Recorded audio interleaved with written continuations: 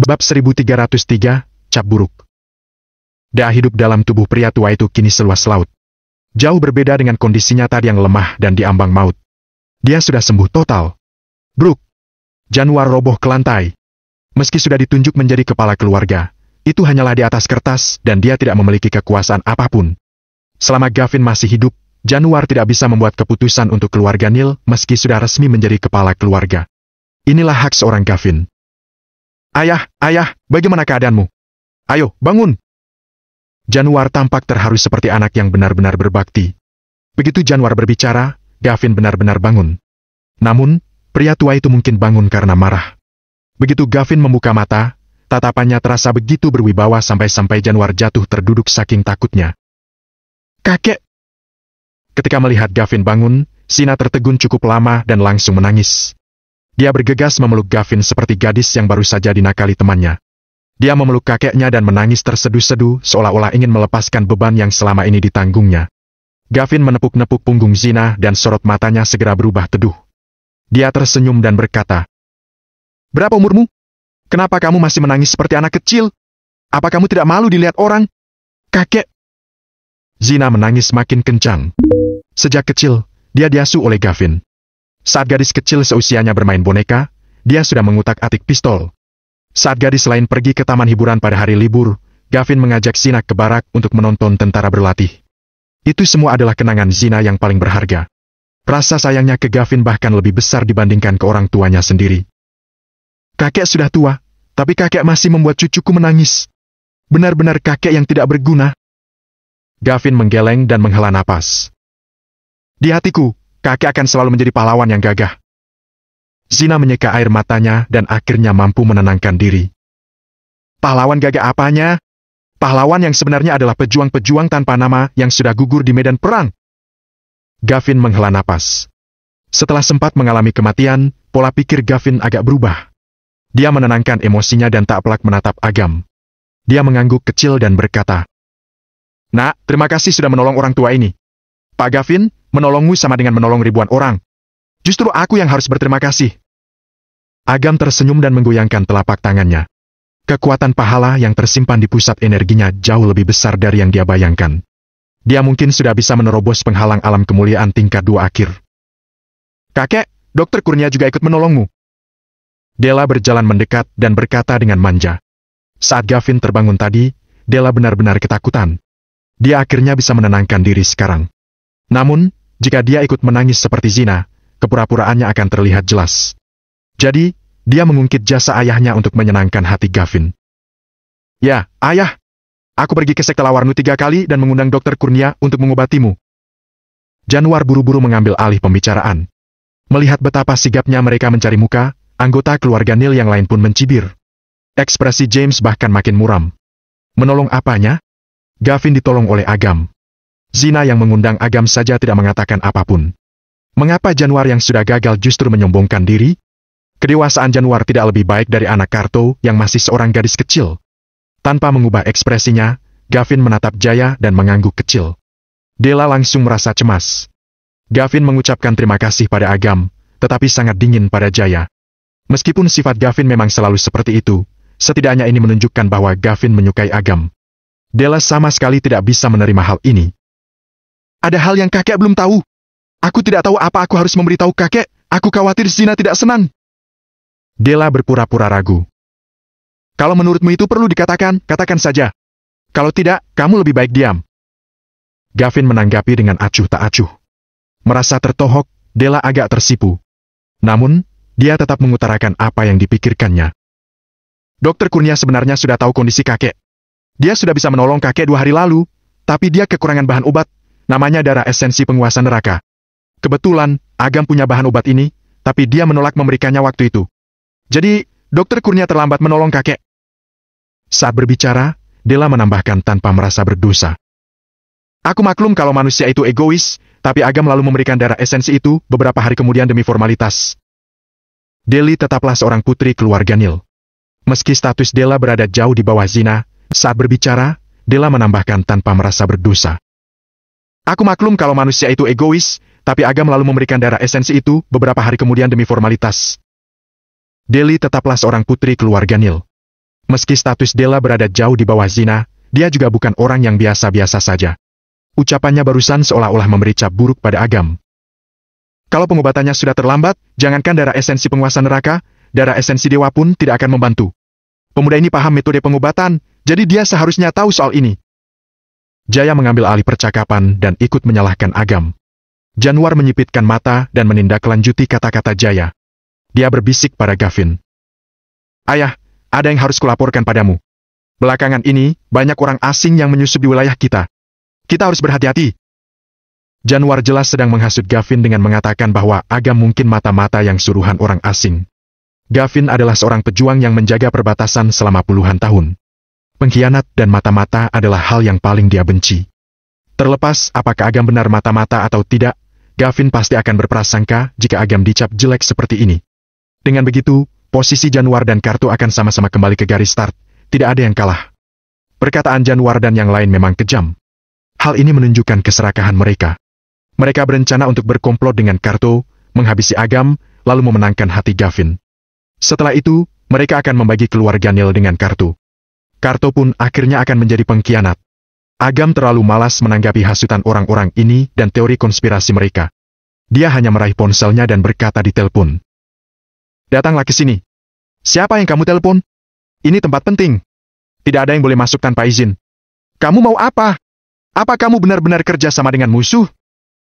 Della memanfaatkan kesempatan ini untuk memperkeruh situasi. Senyum angkuh menghiasi wajahnya yang kini tampak jahat. Kerja sama dengan musuh? Aku tidak selicik kalian. Kata Agam dengan senyum bercanda. Apa maksudmu? Ekspresi Della berubah drastis. Januar dan beberapa orang lain juga terlihat kaget. Segera setelahnya, mereka membentak Agam seolah-olah dia baru saja menghina mereka. Anak muda, apa maksudmu bicara begitu? Siapa yang kerja sama dengan musuh? Keluarga Nil selalu setia menjaga negara selama hampir 100 tahun. Kami melindungi harapan ratusan juta orang. Kata-katamu sangat menghina. Kamu harus bersyukur karena kita berada di daratan. Kalau kamu ada di perbatasan, kamu akan dihajar oleh prajurit penjaga perbatasan. Kami berterima kasih kamu sudah menyembuhkan kepala keluarga, tapi kalau kamu mempermalukan kami dan bekerja sama dengan musuh, aku tidak bisa memaafkannya. Bab 1304, tidak percaya, aku tunjukkan lagi. Agam hanya tersenyum tipis menghadapi ocehan dan makian dari orang-orang di depannya. Kalian salah paham. Aku tidak peduli dengan keluarga Nil. Kalau kalian mengira aku sengaja menjebak kalian untuk keuntunganku sendiri, aku hanya bisa menjawab kalian yang terlalu sombong. Apa kamu bilang? Januar dan yang lainnya marah begitu mendengar kata-kata Agam. Keluarga Nil memiliki reputasi yang hebat. Bagaimana bisa Agam mengatakan seolah-olah mereka tidak berharga sama sekali? Belum lagi nada bicara Agam yang terdengar merendahkan. Anggota keluarga Nil benar-benar kesal mendengarnya. Agam, sudah kuduga kamu memang brengsek. Apa kamu tidak takut kami dari keluarga Nil akan memusuhimu? Geram Januar. Agam mendengus. Takut. Dia sudah berselisih dengan keluarga Haryanti. Kenapa dia harus takut pada keluarga Nil? Melihat senyum angkuh di wajah Agam, Januar merasa tertampar. Ini adalah penghinaan terburuk yang pernah dia terima. Usir dia! Teriak Della sambil menunjuk Agam dengan histeris. Kamu angkuh sekali berani mengejek keluarga Nil. Aku umumkan sekarang juga, keluarga Nil akan... Januar tampak haus darah. Kamu masih belum menjadi kepala keluarga Nil. Ucap Gavin yang mereka pikir sudah meninggal. Dia menggenggam tepi tempat tidur dan berteriak dengan marah. Semua orang terkejut melihatnya. Wajah Januar pucat dan dia tidak bisa berkata-kata. Selain Agam, tidak ada yang mengerti apa yang sedang terjadi. Sret. Saat itu, pintu terbuka lebar. Taufik masuk dengan sebuah karung berlumuran darah di tangannya. Bau anyir darah yang pekat memenuhi ruang rawat itu. Semua orang melihat kedatangan Taufik dengan ekspresi berbeda-beda. Taufik memiliki reputasi yang hebat, tetapi takdir cenderung mempermainkan manusia. Dewa perang pertama naga api sekarang menjadi pemimpin mafia. Ini cukup ironis. Prajurit dewa sudah sadar? Tanya Taufik saat melihat Gavin terduduk di tempat tidur. Semua anggota keluarga Nil mengernyitkan dahi mendengarnya. Ini kedengarannya salah. Namun, Taufik sendiri juga berasal dari lingkungan militer dan Gavin langsung mengerti maksudnya. Dasar kamu. Gavin tersenyum sambil menggeleng-geleng. Melihat Taufik membawa karung, dia menyipitkan matanya dan bertanya. Apa itu? Tidak baik melihat darah tepat setelah dia bangkit dari kematian. Namun, Gavin adalah seorang prajurit dewa. Dia sudah mengarungi banyak pengalaman dan melihat banyak hal. Banyak hal tabu yang sudah dia abaikan. Aku bawa kejutan untuk kalian semua. Cibir Taufik sambil membuka isi karung itu. Di dalamnya, Naiki terbaring berlumuran darah. Melihat itu, Januar, James, dan yang lainnya terkejut. Itu Naiki? Bagaimana seorang pembunuh yang mereka utus untuk membunuh Agam jatuh ke tangan Taufik? Dia berasal dari sekte bayangan. Gavin mengerutkan keningnya. Bagaimana kamu menangkapnya? Tanyanya pada Taufik. Aku tidak sehebat itu. Tawa Taufik. Agam yang menyerahkannya padaku. Dela memanfaatkan kesempatan itu dan berusaha memojokkan Agam. Kamu masih berani bilang kamu tidak berkomplot dengan musuh? Dari mana datangnya wanita ini? Apa kamu berpura-pura menangkap dan menyerahkannya kepada Taufik supaya dianggap berjasa? Zina tidak tahan lagi mendengarnya. Kak, yang benar saja. Kalau kamu ingin menjebak seseorang, setidaknya buatlah tuduhan yang masuk akal.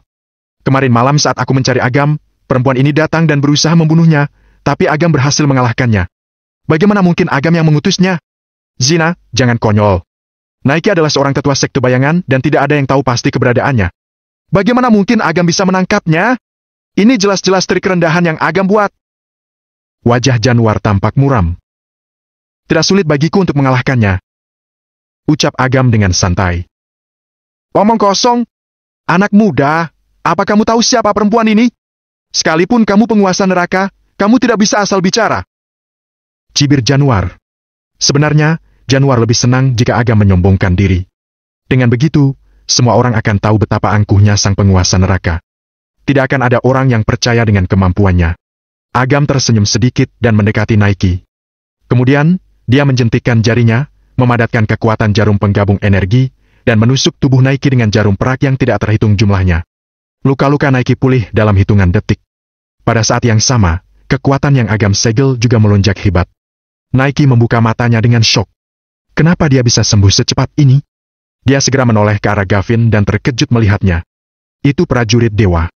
Prajurit dewa adalah salah satu mimpi terburuk bagi pasukan asing sepertinya. Jika Naiki berhasil membunuhnya, sekalipun dia harus tewas, namanya akan dihormati sepanjang masa. Energi kematian menyeruak dari tubuhnya dan dia menerkam Gavin dengan secepat kilat. Semua anggota keluarga Nil terkejut setengah mati. Apa mereka bisa selamat di depan seorang tetua sekte bayangan yang sedang mengamuk? Pada saat itu, Agam menggenggam tangan Naiki dan menghentikannya dengan mudah. Belati yang ada di tangan Naiki hanya berjarak beberapa sentimeter dari wajah Gavin. Namun, dengan jarak sedekat itu, tidak peduli seberapa Naiki berusaha, dia tidak dapat bergerak sama sekali. Agam tersenyum samar dan membuka kepalan tangannya. Di saat itulah Naiki merasakan pukulan berat di punggung dan perutnya. Tidak hanya itu, kekuatan yang mengalir dalam tubuhnya terasa menguap seketika. Agam mengayunkan tangannya dengan santai, membuat Naiki jatuh ke atas lantai dan memuntahkan darah. Semua itu terjadi secepat kilat. Agam tidak terlihat capek atau sekadar berusaha menarik napas, seolah-olah apa yang dia lakukan tidak berarti baginya. Begitulah caranya aku menangkapnya. Kalian sudah percaya sekarang? Tanya Agam pada Januar dan yang lainnya dengan santai. Semuanya terdiam, tidak bisa berkata apa-apa. Bahkan Kartu menatap Agam dengan ngeri seolah-olah Agam adalah monster. Mana mungkin mereka tidak percaya? Agam menunjukkan apa yang dia lakukan terhadap Nil di depan semua orang. Cara yang efektif. Agam tidak hanya mempermalukan Januar dan yang lainnya, tetapi juga menunjukkan kekuatannya yang luar biasa. Januar tidak bisa berkata-kata dan hanya terdiam melihatnya. Semua orang tahu bahwa Naiki adalah sosok yang sangat kuat. Namun, Agam berhasil mengalahkannya dengan mudah.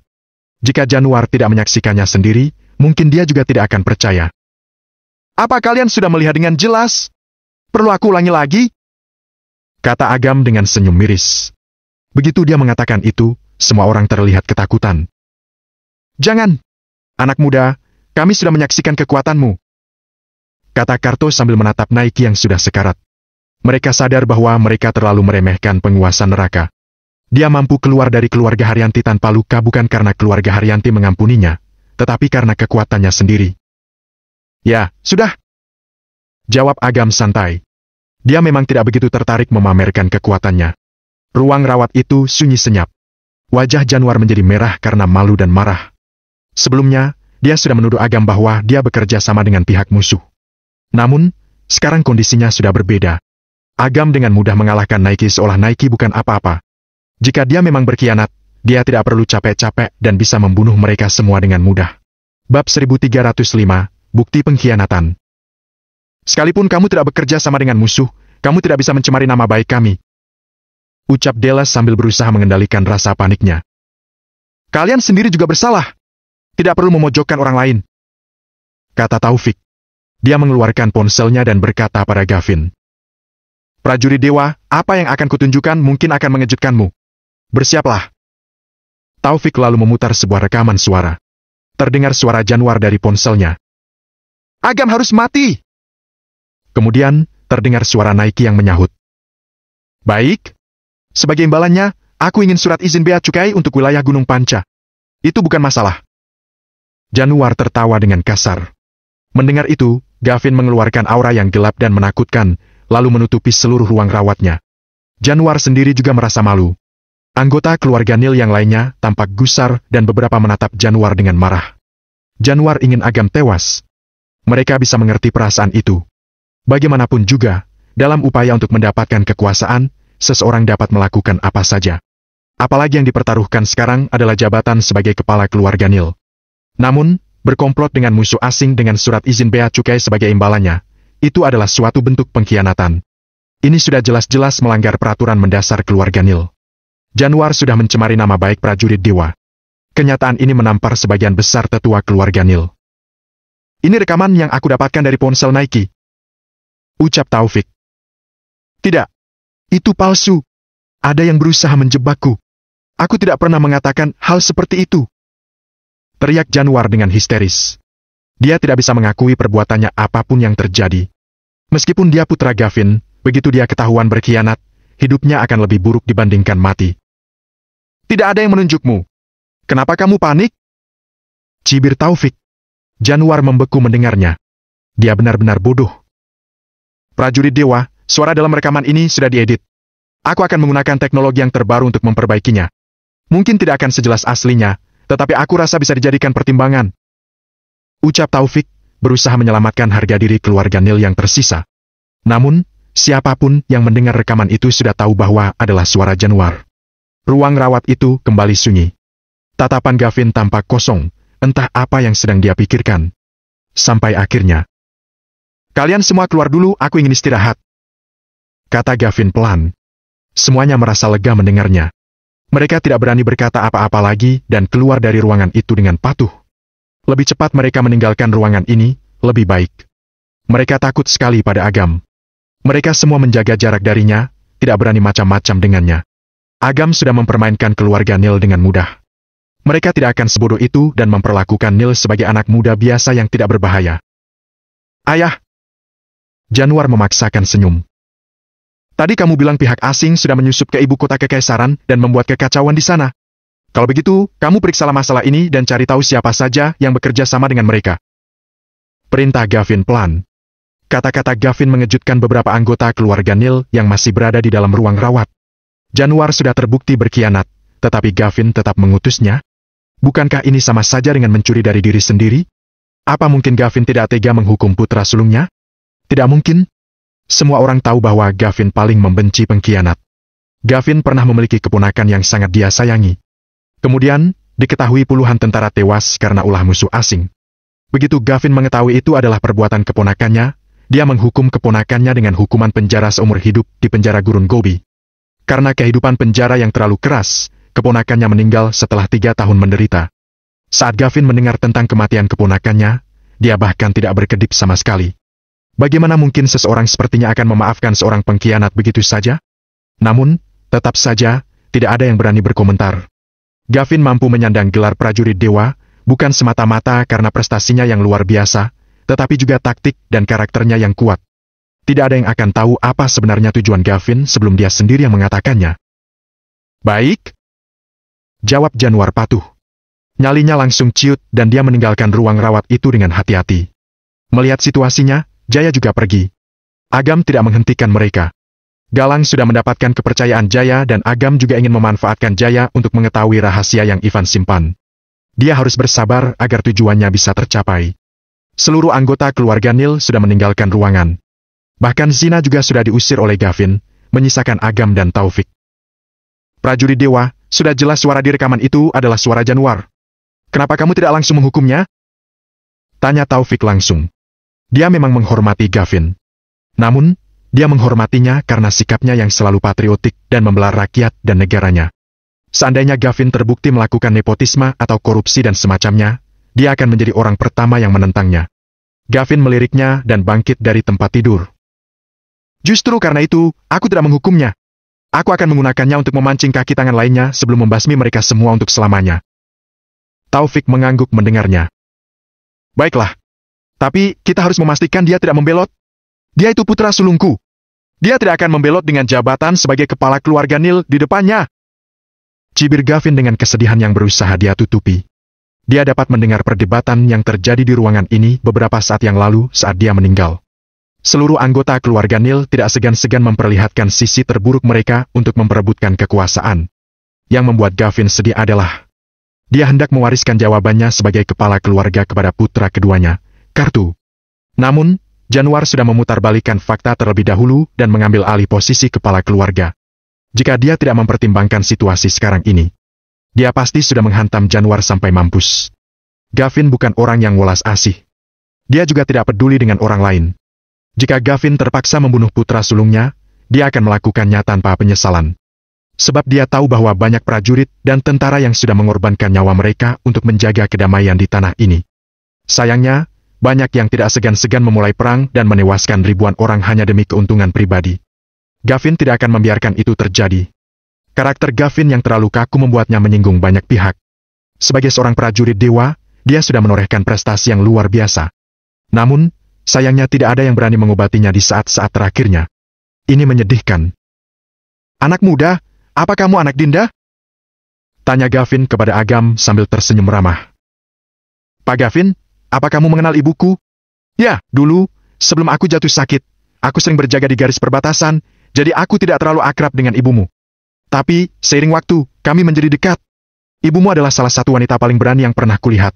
Dia mengejar cinta dan impiannya tanpa rasa takut sedikit pun, bahkan memperjuangkan keadilan ke seluruh dunia. Aku kagum kepadanya. Jawab Gavin. Jika kata-katanya didengar oleh orang lain, mereka pasti terkejut. Gavin Nil. Bagaimana mungkin seorang prajurit dewa sepertinya mengagumi orang lain? Terlebih lagi, orang yang dikagumi adalah seorang wanita. Ini benar-benar menakjubkan. Melihatmu sekarang, aku rasa kamu sudah melebihi orang tuamu. Kamu punya sesuatu yang tidak mereka punya, dan karena itulah mereka gagal. Tapi, aku melihat kesuksesan di dalam dirimu. Mata Gavin bersinar dengan penuh semangat. Bab 1306, orang yang baik tak terkalahkan. Pak Gavin, aku tidak setuju perkataanmu. Agam menggelengkan kepalanya. Saat melihat Gavin menatapnya dengan kaget, dia berkata dengan lambat. Baik orang tua dan adikku telah mengajariku banyak hal baik bagaimana mencintai, bagaimana menjadi kuat dan baik. Meski orang lain berpendapat kalau semua yang kumiliki adalah usahaku sendiri, mereka salah. Saat ini, Agam tersenyum cerah. Dia berucap. Saat aku kecil, meski mereka menghadapi berbagai kesulitan dan tantangan yang tak terkira, mereka tidak membuangku. Tanpa mereka, aku pasti sudah mati. Berkat bimbingan mereka lah, penguasa neraka ada. Kalau tidak, seorang Agam hanya akan bekerja paruh waktu di sebuah perusahaan kecil. Gavin menatap Agam dengan pandangan membara. Beberapa saat kemudian, dia menghela napas keras dan berkata dengan suara berat. Sepertinya aku membuat keputusan yang benar dan tebakanku tidak salah. Hahaha, Pak Gavin, kamu baru sadar sekarang. Tepat saat ini, terdengar suara tawa keras yang tidak asing dari luar. Pak Farid yang mengenakan jas berjalan masuk dengan penuh semangat. Diikuti oleh Hypno bersama dengan yang lain. Beberapa bahkan belum pernah Agam melihat. Gavin tertawa terbahak-bahak dan berucap. Kalian datang di saat yang tepat. Sudah lama aku tidak melihat kalian. Dasar pikun. Memang kamu lupa, kita sering bertemu. Pak Farid tertawa terbahak-bahak. Meski Pak Farid orang yang terpelajar, perkataannya kasar, sehingga orang-orang sangat terkejut. Akan tetapi, orang yang mengetahui dengan baik hubungan di antara keduanya, pasti sudah maklum. Mereka berdua rekan seperjuangan. Hanya saja, di kemudian hari mereka memilih jalan yang berbeda. Yang satu memilih sastra, sedang yang lain memilih militer. Keduanya berjuang bagi kemajuan dunia. Pak Farid hanya bersikap seperti ini di depan Gavin. Wah, kuat sekali tubuh dan fisik ini. Saat Pak Farid sudah dekat, dia menepuk-nepuk paha dan bahu Gavin. Sambil menggelengkan kepala, dia berkata kepada Agam. Anak muda, kenapa kamu repot-repot membuat tubuhnya lebih baik? Padahal menghidupkannya kembali sudah cukup.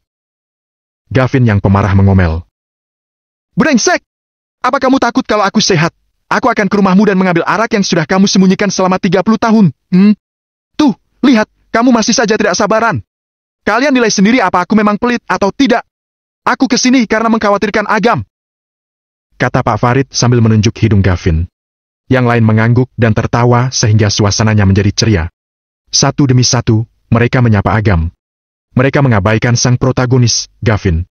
Taufik pindah ke tempat yang lain sambil terus menatap adegan ini. Dia teringat sebuah kalimat.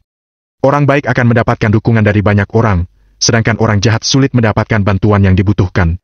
Orang yang baik tak terkalahkan. Sangat jarang semuanya bisa berkumpul. Gavin sangat gembira telah sembuh dari penyakitnya sehingga dia ingin mengadakan perjamuan. Perkataannya membuat Pak Farid memutar matanya. Apa? Perjamuan? Memangnya kami kesini untuk merayakanmu?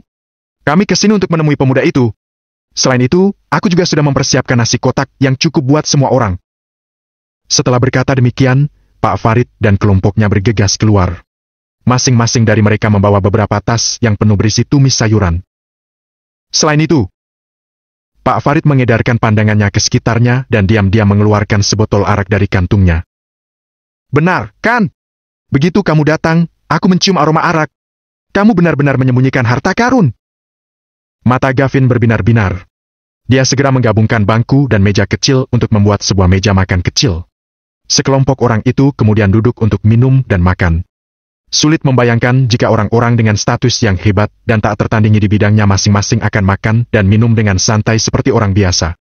Tidak satu pun yang tampak angkuh. Setelah makan, semua membicarakan situasi saat ini. Gavin berkata, Ayo kita bicarakan tentang kejadian di perbatasan saat ini. Apa yang sebenarnya terjadi saat aku sedang sakit?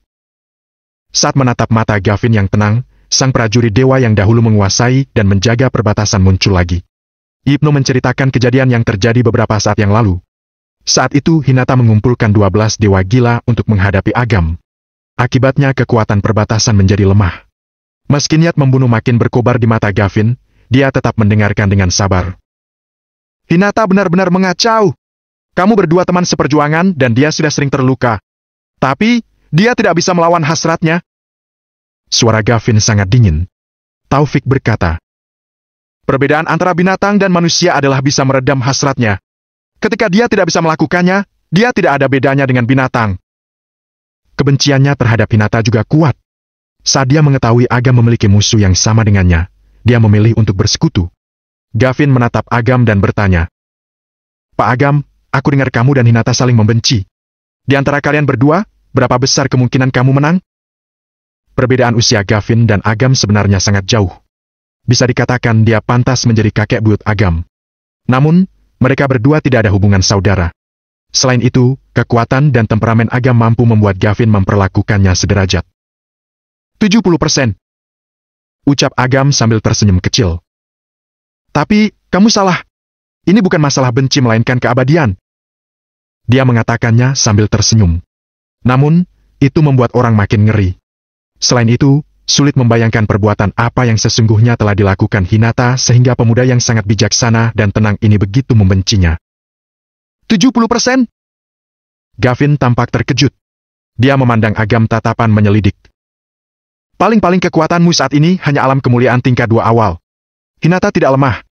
Sejauh yang aku tahu, dia sudah mencapai alam kemuliaan tingkat 6 menengah 30 tahun yang lalu. Sekarang, aku perkirakan paling tidak tingkat 6 akhir. Pak Gavin, kamu mungkin masih belum tahu kalau saat pertama kali Pak Agam memasuki alam kemuliaan, dia mampu mengalahkan Hilman dengan 1 jurus. Dia lebih kuat sekarang. Bukan tidak mungkin baginya untuk mengalahkan Hinata. Tapi, 70% itu terlalu dilebih-lebihkan. Ucap Ibnu sambil tertawa. Gavin mempertimbangkan dengan cermat. Kekuatan spiritual, pencapaian alammu, dan kekuatanmu berbeda dengan orang lain. Kamu menguasai semuanya dan mampu melawan orang yang lebih kuat darimu. Di levelmu saat ini, setinggi apa alam yang bisa kamu lawan? Tanyanya. Tahap 6 awal. Tidak ada yang disembunyikan Agam dari para pria tua di hadapannya. Bukan saja karena mereka di pihaknya. Ini lebih karena jasa mereka yang besar sehingga Agam sangat menghormati mereka. Wah, melampaui 4 tingkat. Gavin mau tidak mau menahan napasnya. Taufik juga terkejut. Dia segera menggulung lengan bajunya dan berkata, "Aku baru menerobos sekarang, aku merasa kekuatanku berada di alam kemuliaan tingkat 5. Ayo kita bertarung." Agam memutar matanya dan melirik Taufik. "Celana dalam warna merah," ucapnya. Suasananya menjadi sangat aneh.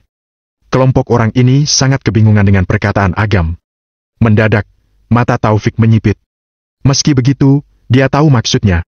Agam mengetahui jika dia mengenakan celana dalam merah dari kekuatan spiritual. Namun, masalahnya adalah dia tidak menyadari hal itu.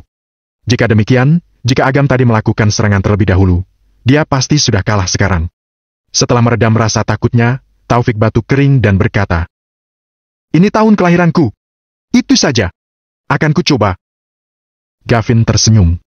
Pak Farid mengomel, "Apa kamu tidak malu menggoda seorang pemuda? Aku hanya khawatir anak ini tidak cukup kuat untuk melawan kekuatan Hinata." Gavin melotot. Dia tersenyum kepada Agam. "Usahakan yang terbaik, aku akan mengikuti."